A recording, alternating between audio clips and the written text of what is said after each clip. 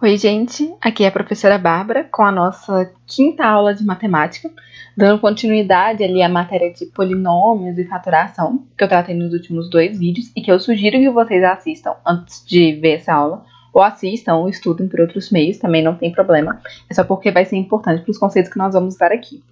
Antes, fazer uma pequena divulgação não de patrocinadores, tipo, divulgação de nós mesmos.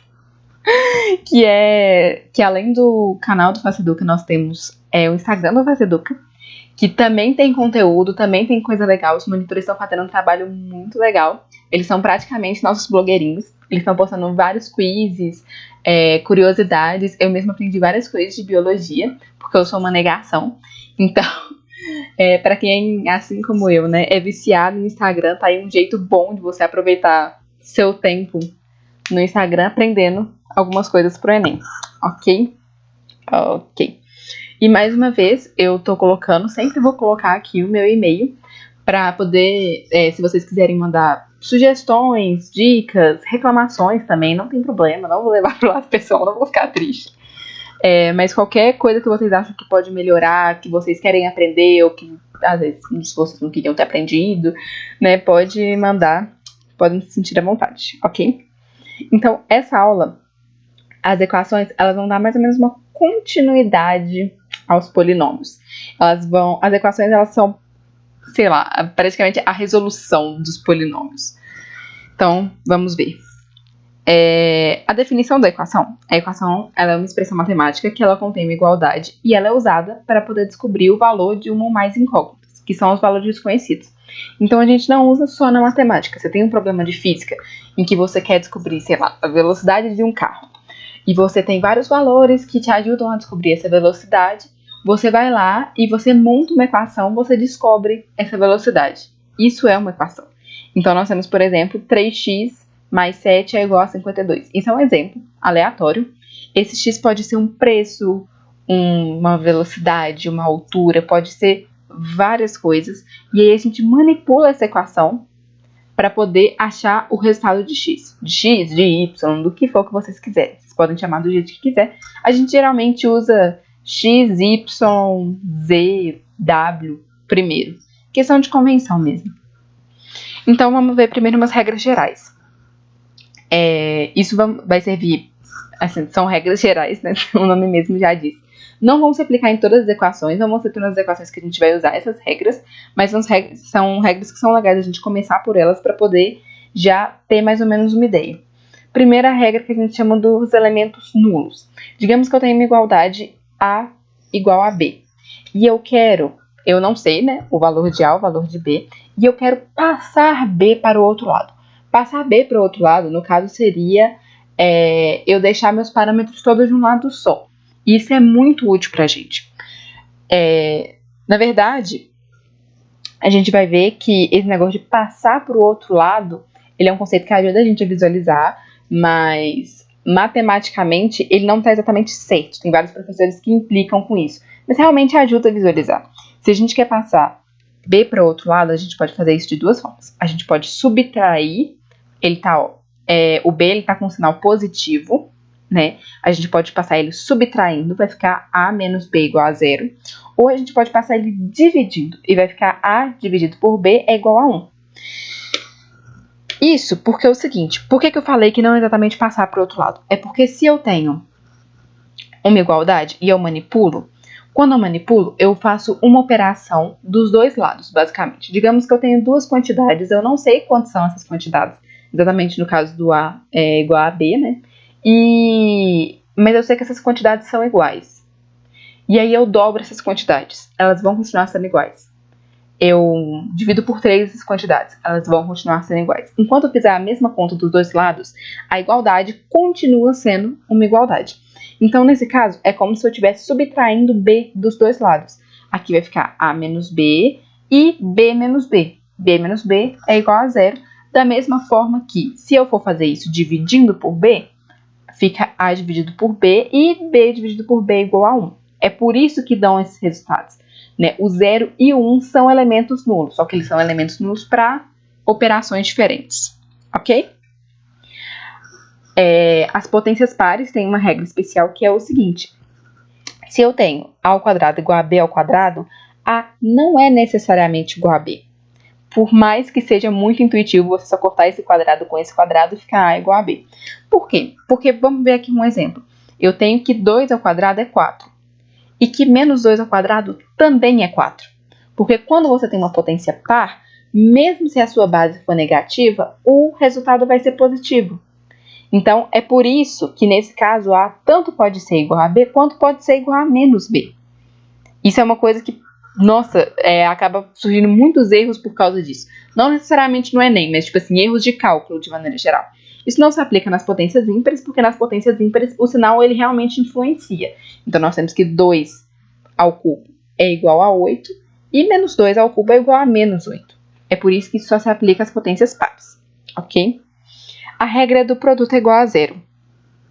Se você tem um produto, pode ser um produto só, né? Pode ser várias multiplicações, e você tem várias multiplicações dando zero no final das contas, quer dizer que, mesmo sem você saber, né, quem é A, quem é B, quem é C, alguém ali é igual a zero. Pode ser que um seja igual a zero, pode ser que 2 sejam igual a zero, pode ser que os 3 sejam igual a zero, mas tem um zero aí. Do contrário, isso não daria zero. Mesmo se os números fossem muito pequenininhos, não daria zero. Alguém ali tem que ser zero. E isso vai ajudar a gente mais tarde, ainda nessa aula, vocês vão ver uma situação que isso é mais útil, ok? Então, vamos estudar primeiro as equações do primeiro grau. A gente viu na aula de polinômios que os graus são definidos pelo valor ao que nós temos x elevado, né? Então, a equação do primeiro grau, ela segue esse formato. Ax mais b igual a zero. A é um número, b é um número, x é a nossa incógnita. Não precisa ser x, pode ser y, pode ser z, mas x é o valor que a gente quer descobrir. Nós chamamos a e b de coeficientes. A tem que ser diferente de zero, porque nesse caso nós teremos só que b é igual a zero, né? E se a gente manipular isso, olha só, a gente pega a regra de passar as coisas para o outro lado. Então, nós temos o b positivo, ele passa para cá negativo. Nós temos o a multiplicando a equação, nós passamos para lá dividindo a equação. Nesse caso, x vai ser igual a menos b mais a. Não é necessário decorar isso. Na verdade, não é necessário. Eu acho que eu nem recomendo, né, decorar isso. Eu decoro o mínimo de coisas possíveis porque eu tenho uma memória bem ruim. Então, pratiquem, tentem aprender a manipular, né, as equações para não ficar decorando esse tipo de coisa. Mas nesse caso, esse é um exemplo de manipulação. X é igual a menos b dividido por a, ok? E, tampou aqui. A gente fala que no caso, o valor de x, né, que é menos b dividido por a, é a solução da equação, né? É o que faz essa equação ser real. A equação é real, essa equação realmente dá zero quando x é igual a menos b dividido por a, ok? Vamos ir para um exemplo. 4x mais 12 é igual a 7x menos 13. Quando a gente tem uma equação assim, com incógnitas e números, o que a gente faz é isolar as letras, isolar os números, passando cada um para o outro lado. Quando a gente passar para o outro lado, a gente inverte a operação que ele está fazendo. Então, nesse caso, o 7x está sendo uma adição. Vocês lembram que quando não tem sinal aqui é adição. Então, nós vamos passar ele como uma subtração. Da mesma forma, o mais 12, né, tá sendo uma adição, nós passamos para cá menos 12.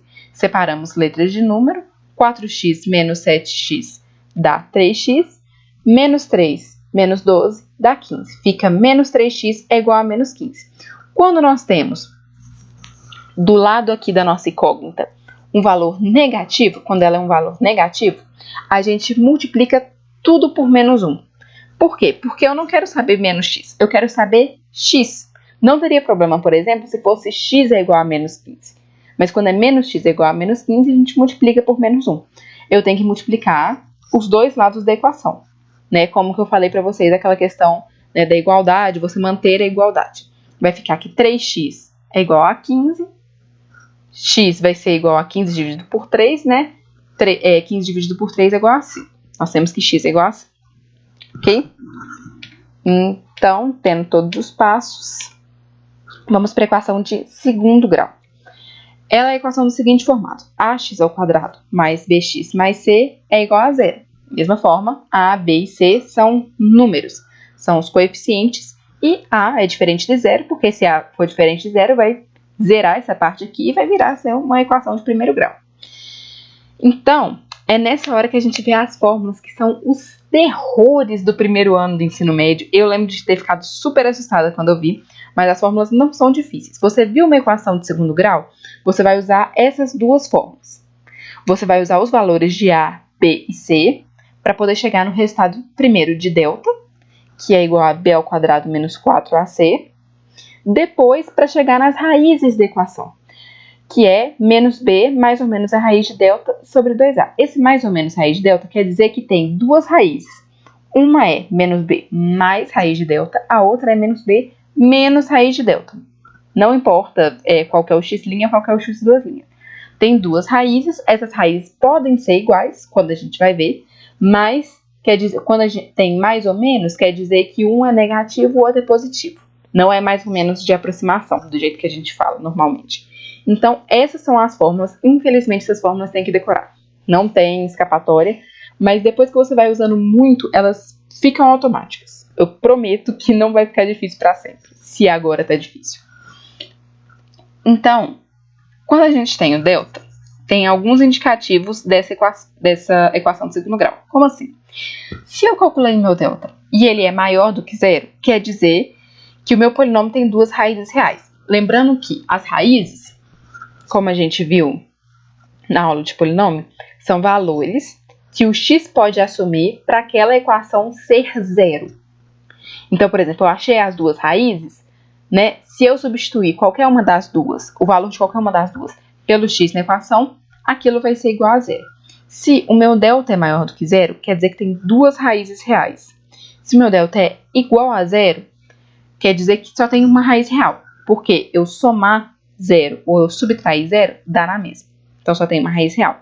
Se é menor do que zero, não existem raízes reais. Atenção, existem raízes, mas as raízes não são reais. Aí entraria nos números que nós chamamos de números imaginários, que, se eu não me engano, o Enem não cobra. Pelo menos eu acho que ele nunca cobrou. Se cobrar, a gente vai fazer outro vídeo, né, explicando o que são.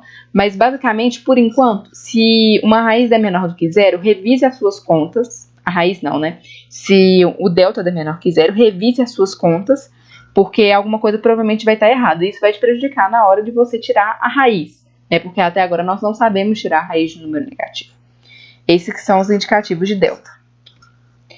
Nós temos as equações que elas são incompletas. Elas são chamadas incompletas por causa da seguinte forma: algum dos termos é igual a zero, basicamente. Então, nós temos a possibilidade de A não pode ser igual a zero, né, como nós vimos, mas B pode ser igual a zero e C diferente de zero. Fica nesse formato: ax ao quadrado mais c é igual a zero. Manipulando, né, passando para o outro lado, o c está adicionando, a gente passa ele subtraindo, fica ax ao quadrado é igual a menos c. Nós passamos o a que está multiplicando dividindo, fica menos c sobre a. Atenção, a gente não pode passar aqui, nesse estágio aqui, a gente não poderia passar esse ao quadrado como raiz quadrada, porque esse quadrado, isso aqui só está elevando ao quadrado o x. Se estivesse levando o ax ao quadrado, aí sim poderia passar como raiz. Nesse caso, não pode. Agora, aqui, esse ao quadrado está se aplicando a todo esse lado da equação. Então, nós podemos passar a raiz aqui. Ok? Então, o x vai ser mais ou menos a raiz de menos c sobre a. Ok? Tem o caso do c é igual a zero e o b diferente de zero, que fica ax ao quadrado mais bx é igual a zero. Nós colocamos o x em evidência e aí é uma aplicação muito boa daquela regra que a gente viu dos produtos igual a zero. Por quê? Se essa multiplicação deu igual a zero, quer dizer que algum dos dois é igual a zero. Ou x ou ax mais b. Então, ou x é igual a zero, ou ax mais b é igual a zero. E aí cai naquele caso que a gente viu na equação de primeiro grau. Se ax mais b é igual a zero, x é igual a menos b sobre a. E pode ser que os dois sejam igual a zero, tanto b quanto c. Nesse caso, a vezes x ao quadrado é igual a zero e x é igual a zero. Porque a não pode ser igual a zero, essa multiplicação está dando igual a zero, Então, x vai ter que ser igual a zero. Ok? Agora a gente vai entrar na soma e produto, que é uma tática de resolver equações de segundo grau que tem gente que ama e tem gente que odeia. Eu, pessoalmente, não uso a soma e produto, muito pelo fato de eu ser péssima poder decorar fórmulas. Então, para mim, já foi difícil decorar a fórmula de Bhaskara, e a soma e produto é outra fórmula. Mas eu já vi muita gente que gosta muito da soma e produto e usa muito, por exemplo, para quando você quer achar raízes de cabeça, sabe? Sem ter que colocar no papel. Eu acho que achar raízes de cabeça pela fórmula de Bhaskara, eu não conseguiria, sinceramente. Com a soma e produto fica mais fácil. É lógico que também tem aplicações sem ser achar coisas de cabeça, né? Mas é uma das coisas que eu já vi sendo mais útil, por exemplo, que a fórmula de Bhaskara. Ela é o seguinte: você tem ali a sua equação de segundo grau, e aí você tem essas duas fórmulas. Que é a soma das raízes é igual a menos b sobre a, e a multiplicação das raízes é igual a c sobre a.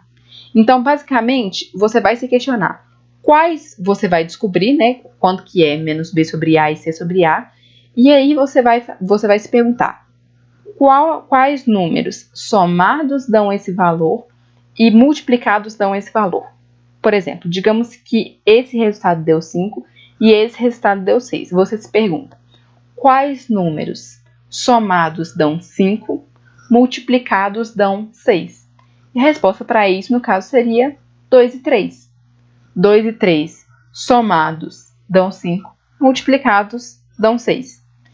Então, é um método, como eu falei, né, que nem todo mundo gosta, principalmente porque se esses resultados ficarem grandes é um pouco mais difícil, é um pouco menos intuitivo, mas vale a pena, né? A matemática ela geralmente tem várias maneiras de você chegar a um resultado e tudo depende do jeito que você prefere chegar no resultado.